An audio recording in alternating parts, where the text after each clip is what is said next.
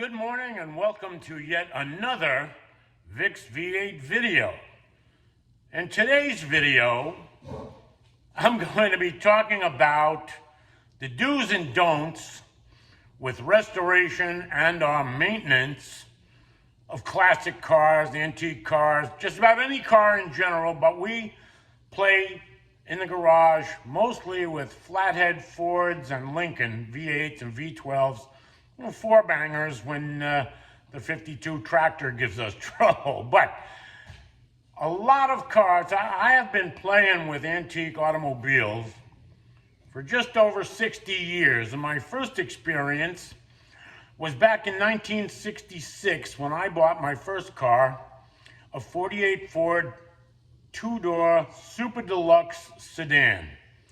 I knew absolutely nothing about maintaining antique automobiles, about the intricacies and idiosyncrasies, if you will, of flathead Fords. But over the 60 years of trial and error, do's and don'ts, I have learned quite a bit.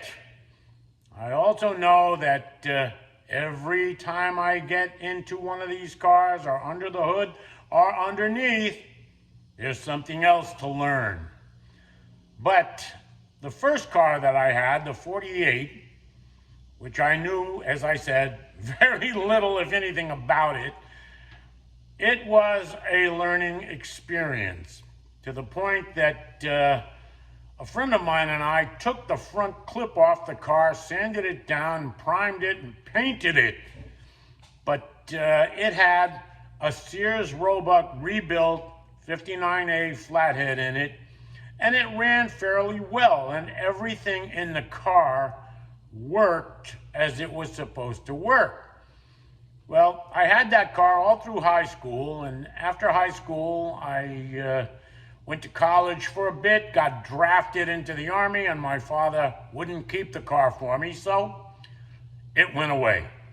Well, when I got out of the service, for a couple of years, went by without a car, without an antique car, and I found a 53 Ford convertible, which convertibles were what I had always wanted anyway. So I was fortunate enough to get this 53 Ford convertible, and it was fairly unmolested car. However, it was suffering from 20 years of age and use and abuse. So I set about fixing that car. The first thing I did was a complete brake job on it with the help of another friend of mine and a lot of beer. But I did that, and then it was a Ford-O-Matic, which was one of the things that I wasn't really thrilled about because I didn't know anything about the Ford-O-Matics, the early ones that were in the cars. So I had the car for several years, and the flathead finally gave up the ghost. And so I pulled it, I disassembled it, I took it to a builder, and with my help, we restored that motor. And it ran just fine for the next 20 years. I didn't have any issues with it. The occasional water pump leaking and just normal maintenance, and the same thing with the transmission, but I actually did have the transmission rebuilt in 1988, and it's been fine ever since. But recently, that flathead started to blow head gaskets and got a crack, which was not repairable. So I found another one, but it's waiting in line for us to get around to it. So I've also had other cars in, let's see, with the 53, then I found the 39 Ford convertible sedan, which I still have, and it had been restored, and I use that term loosely, and whoever did it neglected to retorque the heads after the first firing up, and the car got oil, or not oil, but water and antifreeze in the crankcase, which I thought was its death knell. However, I was able to save it and drove it for 15 years before that flathead gave up the ghost. There were also several other things wrong with it. They put an auxiliary headlight switch in it without disconnecting the original switch, was in through the steering column and down past the steering box. So it had two, and I didn't see any reason for that. So I removed the one that they had put in after the fact, and everything else still works just fine with that. I've also, more recently, to fast forward, I bought a 1940 Lincoln Zephyr Continental Cabriolet, which is a car I've wanted for as long as I can remember, and I was thrilled to get this car. It had been restored. Again, I use that term loosely. It's got an Earl Scheib paint job on it that was applied back in the early 60s, which is certainly not the greatest, but the car motivates down the road without too much trouble. The engine was treated to a rebuild, and added to it were a lot of eye candy add-ons. It's got a two-deuce manifold with two 94 Ford Holley carburetors on it. It's got a slight cam in it. Unfortunately, I do not know what the cam is, and as long as the motor's running fine, I am not going to take it apart to find out. So I've done a few other things with that car. Also, when I first got it, I noticed that pretty much aside from the engine, everything in the car that was supposed to be torqued down to specs was not.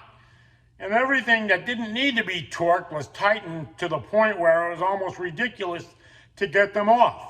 So I went through the whole car and I fixed all of that with the help of a couple of my friends. So basically what I'm getting at is my cars, I build my cars and maintain my cars to be used as drivers, not trailer queens. I drive my cars, and I've taken them to car shows basically because I want to see what everybody else has there. I'm not a trophy kind of guy. I mean, for me, if I take one of our antique cars out for a drive, whether it's local or whether it's a road trip, and I'm able to get that car back home without AAA's intervention, then that to me is better than any trophy that I could be awarded at any car show. So what I'm basically getting at is if you are into the antique cars, if you have a modicum of experience with them, if you need experienced people to do maintenance on your cars, I recommend that you get involved, that you watch them, that you learn from them so that you can troubleshoot things on your own. I mean, I can't tell you how many times I've been broken down on the side of the road with a busted Bendix spring in the starter, or a fuel pump that went south, or myriad other situations. And the most mundane of all, changing a flat tire.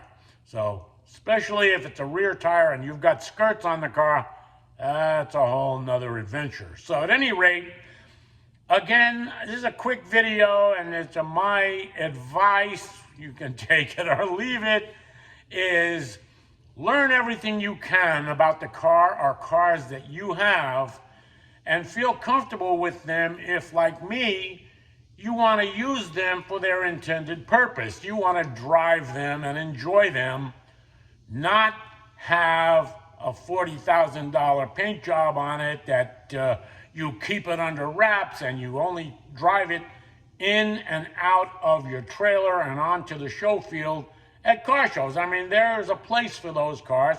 They're beautiful to look at.